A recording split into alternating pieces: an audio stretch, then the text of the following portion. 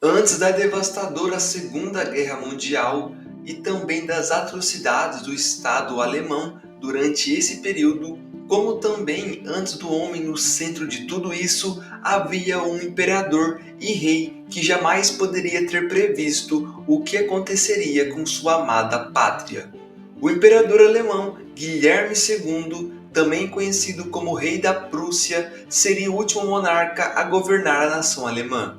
Seu reinado teve início em 1888, quando ele ascendeu a ambos os tronos. Guilherme era um monarca peculiar. Embora tenha contribuído muito para a construção da marinha alemã e, sem dúvida, tinha ajudado a fortalecer o Estado alemão contemporâneo, o imperador e rei nem sempre era bem visto pelas pessoas dentro e fora de seu império. Suas questionáveis manobras de política externa frequentemente eram culpadas por gerar tensões suficientes para eventualmente contribuir para o início da Grande Guerra, que acabou desencadeando a ruína definitiva de Guilherme. Após a derrota e colapso interno da Alemanha após o fim da Primeira Guerra Mundial, o imperador da Alemanha e rei da Prússia, Guilherme II, foi forçado a abdicar completamente do poder em novembro de 1918.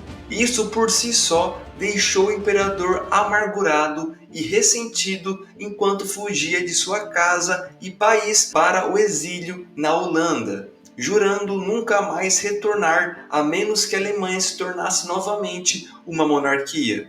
A Alemanha agora era uma república, chamada de República de Weimar, e Guilherme não gostava e de jeito nenhum apoiava. Hitler não era um apoiador da antiga monarquia e francamente considerava o ex-imperador deposto um líder desastroso e totalmente fracassado. Ainda assim, Hitler e Guilherme não estavam satisfeitos com a República de Weimar. Hitler e seu partido tentaram uma rebelião decepcionante em 1923, que acabou por fracassar completamente, porém em 1932 a instabilidade econômica e o caos geral da República levaram as pessoas a apoiar o anteriormente impopular Adolf Hitler. Em uma mudança impressionante da maré, o Partido Nacional Socialista subiu ao topo, tornando-se o maior partido político do parlamento alemão. Aproveitando essa oportunidade, Hitler ascendeu ao poder em 1933, tornando-se chanceler da Alemanha. Enquanto Hitler rapidamente invocava o artigo 48 e aprovava a lei de habilitação em uma tentativa engenhosa, porém tirânica, de fortalecer seu próprio poder e autoridade, Guilherme permanecia no exterior em sua casa na Holanda. Mas, embora não mais vivesse na Alemanha, o ex-monarca estava longe de estar desconectado do cenário político alemão. Neste ponto, é importante ter em mente que Guilherme, para muitos, era muito odiado. Alguns via como a encarnação do mal e muitos o culpavam por grande parte da Grande Guerra. O povo britânico, por exemplo, queria tanto ver o ex-monarca executado por tudo o que tinha acontecido, enquanto alguns outros líderes mundiais defendiam Guilherme, não havia como negar como ele era odiado. Guilherme teve que assistir sua monarquia implodir e ser substituída por uma república instável pela qual ele não tinha simpatia alguma. Então, enquanto observava continuamente e atentamente a situação política da Alemanha, esperando e rezando para que em breve tivesse um momento para avançar e recuperar seu trono e estado, ele teve que assistir enquanto um homem levava a sua pátria para um caminho sombrio. Possivelmente o primeiro momento em que Guilherme desenvolveu uma forte opinião sobre Adolf Hitler foi durante a fracassada revolta de 1923. Guilherme então ficou gravemente atento sobre qual teria sido o motivo para Hitler conseguir entrar no poder. O monarca pensava que a casa de Wittelsbach da Baviera que estava por trás de tudo. Sua teoria era que eles estavam, na verdade, visando reconstruir a monarquia. Porém, a tese do monarca não era verdadeira. No entanto, os atos do futuro chanceler foram condenados desde o início por Guilherme. Ainda assim, Guilherme cometeu o erro de pensar que Hitler queria restaurar a monarquia.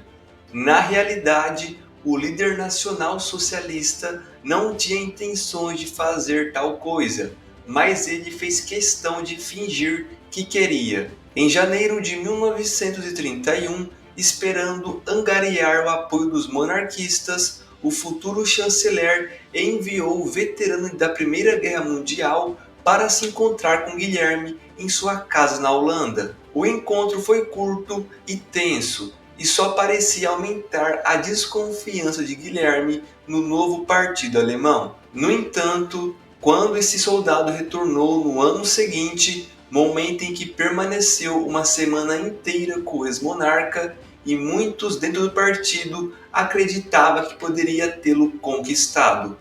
No entanto, Guilherme não cedeu. Ele regularmente alertava sua família para ficar longe desse partido e sua visão deles e de seu líder permanecia negativa. Essa visão continuou negativa justamente por conta dos fundamentos e política do partido nazista que Guilherme desaprovava. Por um lado, por mais que ele tentasse entender o conceito do nacional-socialismo, ele simplesmente não conseguia engolir.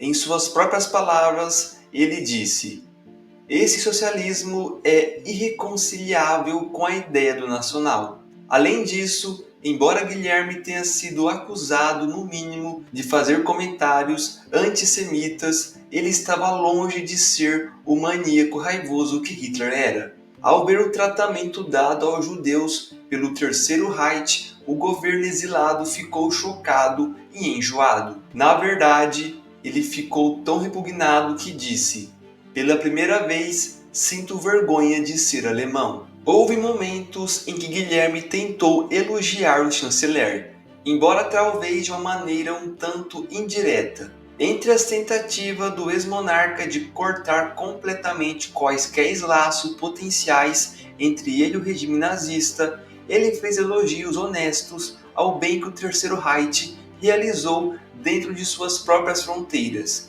e até enviou uma mensagem para Hitler depois da derrota bem-sucedida dos franceses. Mas a carta foi apenas parcialmente elogiosa. Embora tenha dado os parabéns, Guilherme também fez questão de se referir às tropas que haviam lutado pelo Führer com suas próprias, o que possivelmente irritou Hitler. Esse foi provavelmente o último contato entre os dois. Quando Guilherme faleceu em junho de 1941, as autoridades alemãs viram isso como um presente maravilhoso. O plano estava claro: realizar um extravagante serviço funeral estadual em Berlim para uma vez amado e último imperador do Império Alemão. Hitler deveria desempenhar o papel do sucessor desolado, e um fim para a era da monarquia finalmente poderia ser finalizado. A ideia parecia fácil de ser executada, até que o testamento final de Guilherme II foi abordado. Prevendo os planos maliciosos do Führer, Guilherme proibiu estritamente qualquer tal funeral para si mesmo e declarou diretamente que ele deveria ser enterrado exatamente aonde morreu, em sua própria propriedade na Holanda. Assim, a opinião do imperador da Alemanha e rei da Prússia, Guilherme II, sobre o ditador que o sucederia foi uma combinação de nojo, ressentimento e desaprovação geral. Também posso dizer que o sentimento era muito fortemente recíproco. Dois homens em desacordo sobre o destino de um Estado, destinados a viver e morrer em oposição. E bom, entusiastas, esse foi o nosso vídeo. Se você se interessou por mais vídeos desse estilo, recomendo se inscrever e também deixar o seu like. Enfim, tenha aí uma ótima semana e nos vemos nas próximas aventuras históricas.